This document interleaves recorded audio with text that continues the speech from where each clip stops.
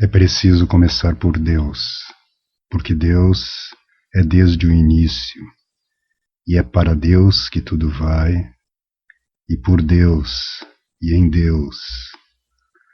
E porque tropeçamos sem cessar com Deus, e porque é a Ele que a todo momento procuramos sem o saber. Todos os problemas conduzem a Ele. É a Ele que se persegue quando se deseja qualquer coisa. Mas é tão difícil conhecê-lo como ignorá-lo. Põe-se Deus nas coisas, porque se não conhece a Deus.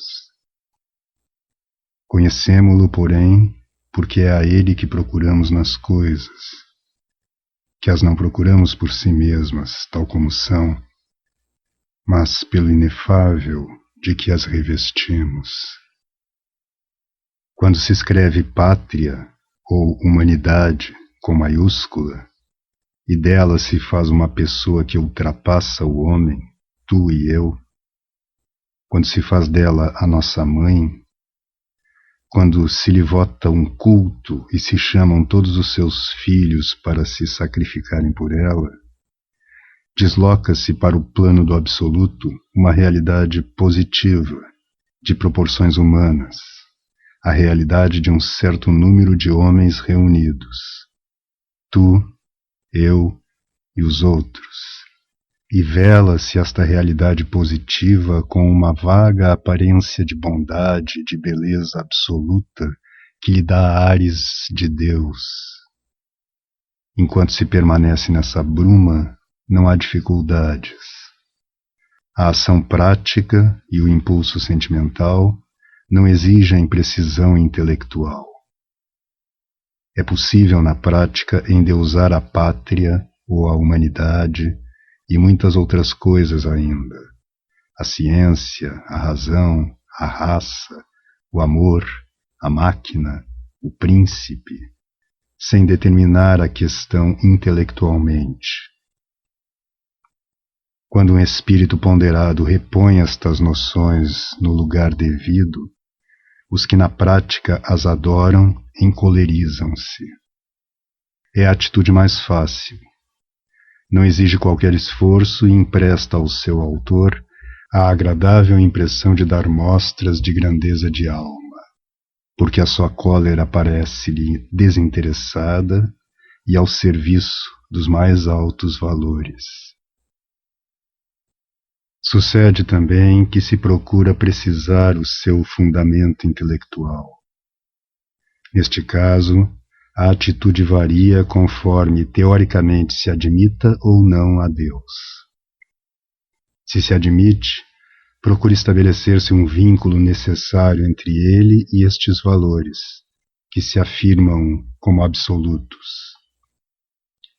Dir-se-á que o príncipe é o filho do céu, ou que recebeu seu poder de um mandato direto de Deus, ou ainda gesta Dei per francos. Diviniza-se o gênio de Roma.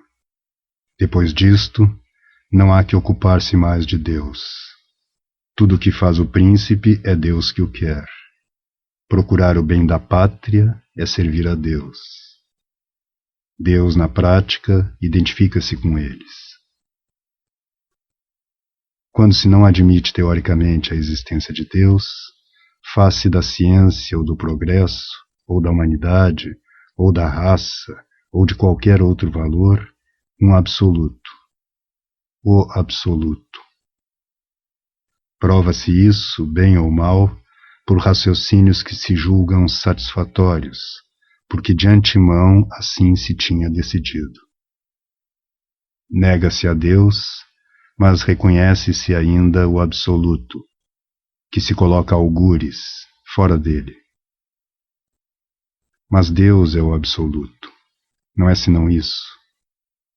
Dizer que Deus não existe e que há um absoluto que não é Deus, é dizer que Deus não existe e que há um Deus que não é Deus.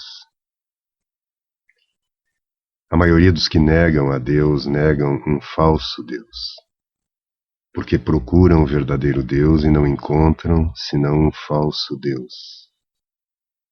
Isto leva a que andem de falso Deus em falso Deus, à procura do verdadeiro Deus.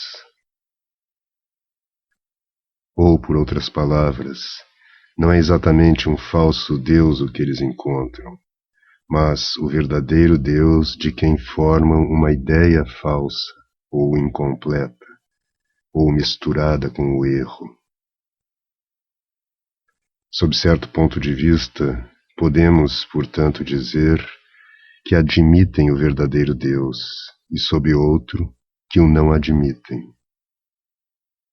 O que complica ainda mais a questão é que a maior parte dos que admitem a Deus, o verdadeiro Deus, aqueles que, segundo dizem, acreditam nele, os cristãos em primeiro lugar, fazem de Deus um não-Deus, pela rudeza, pelo antropomorfismo, fazendo-o um ser como eles, sujeito às mesmas paixões, mas simplesmente mais poderoso.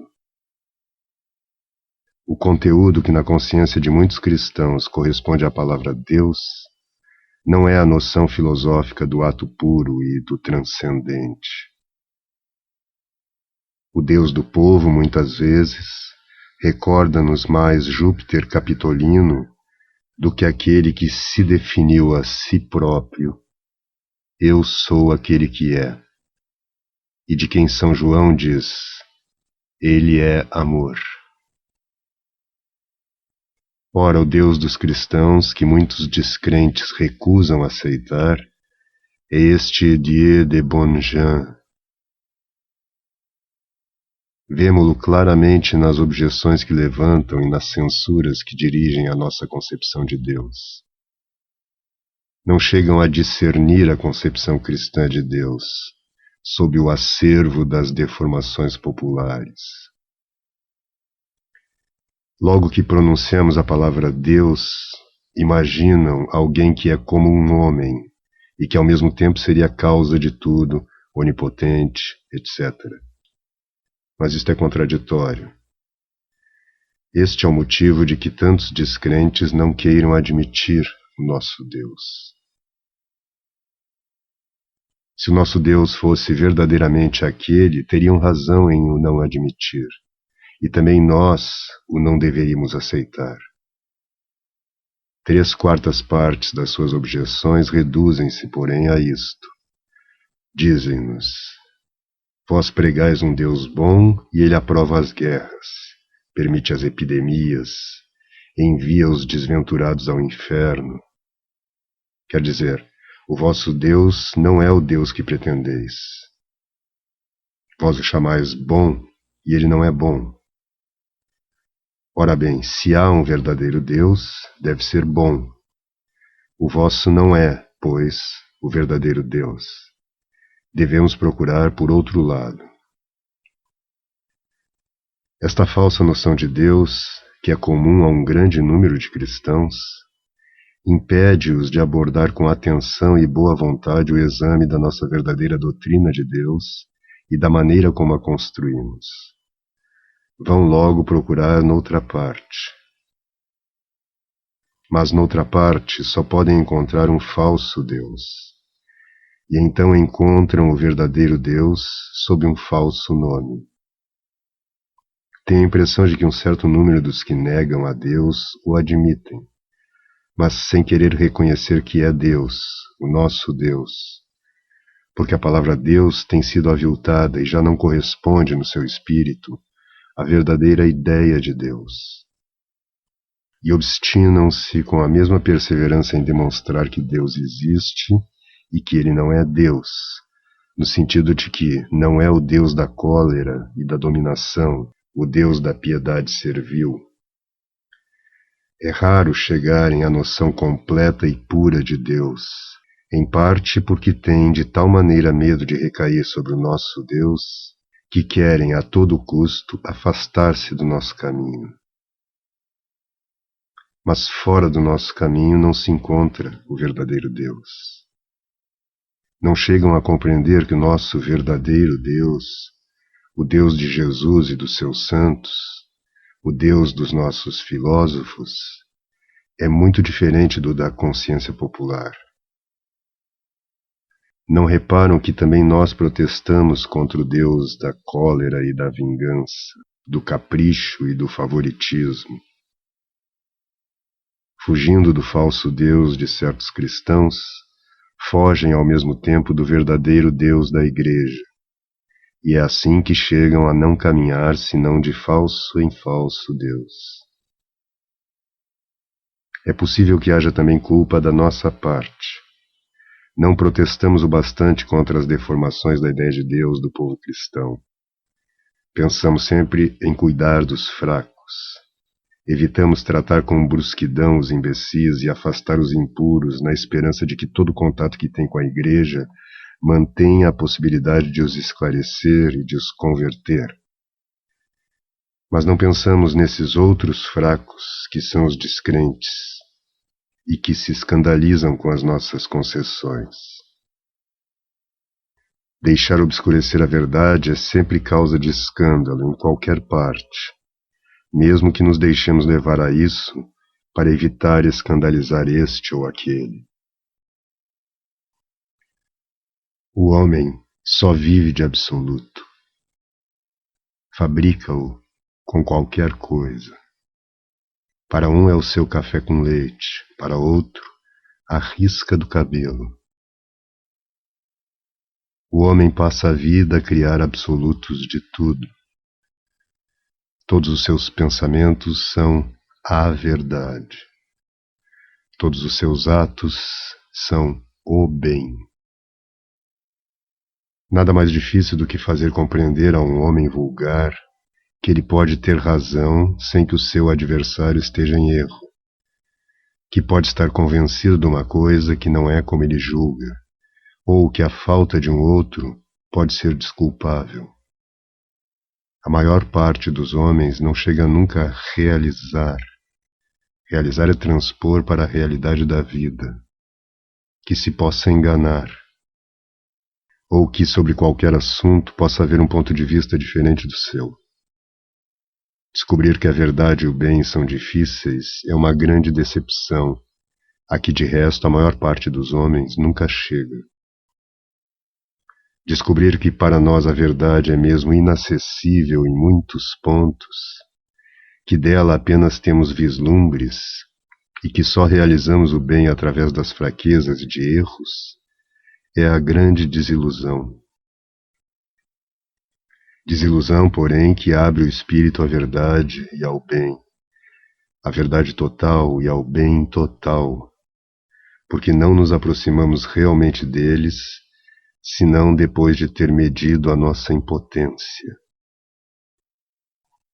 Mas a maioria dos homens nunca se aproxima, vivem no absoluto.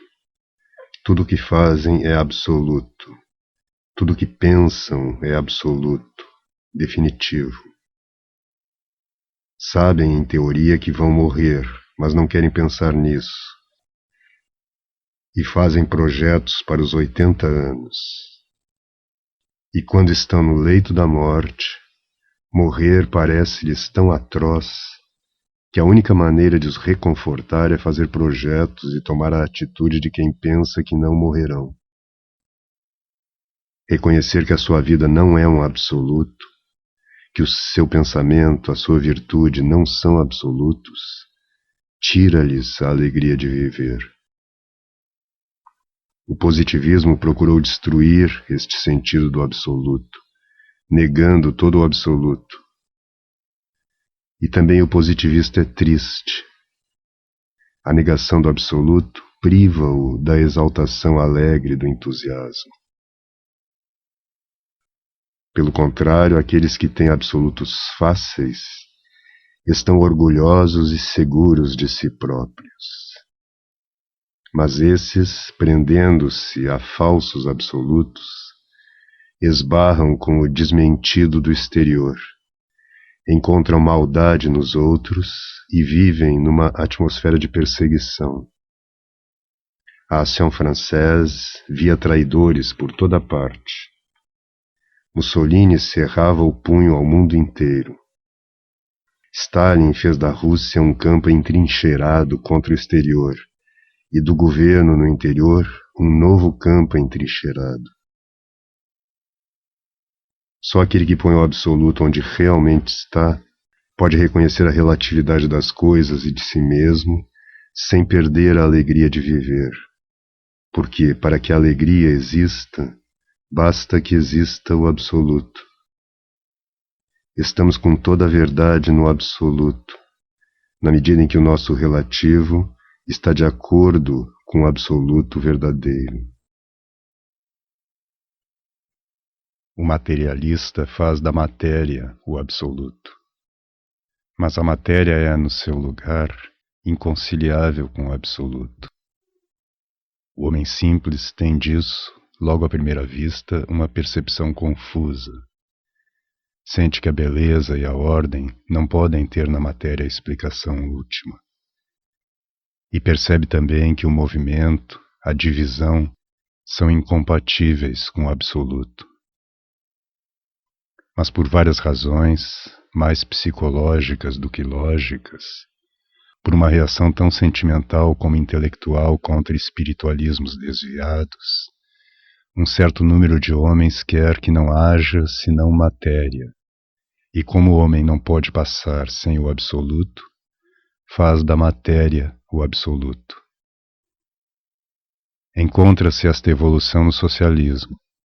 Parte de um desejo, de um sentimento de justiça e de amor pelo povo. Quer o bem do povo. O povo tem fome, não tem o que comer, sofre. Procurar-se-lhe-á o bem-estar. Os ricos, porém, invocam a religião para conseguir que o povo se resigne. E reage-se contra a religião e até contra a noção de um absoluto que esteja fora da terra. Forja-se uma filosofia materialista, não porque se imponha ao espírito, mas porque se crê haver dela necessidade prática.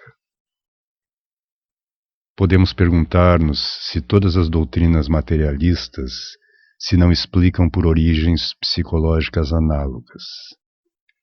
O materialista deveria negar qualquer absoluto.